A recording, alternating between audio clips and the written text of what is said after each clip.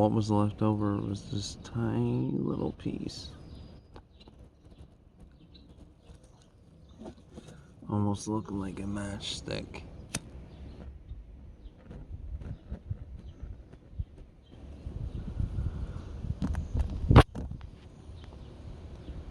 Clearly, it's very windy out here.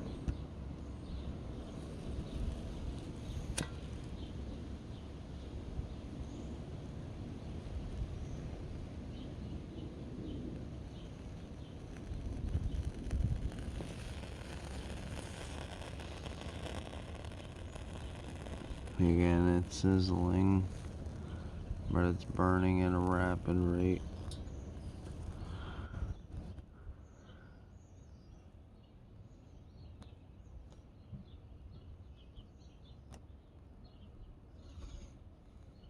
And it went out.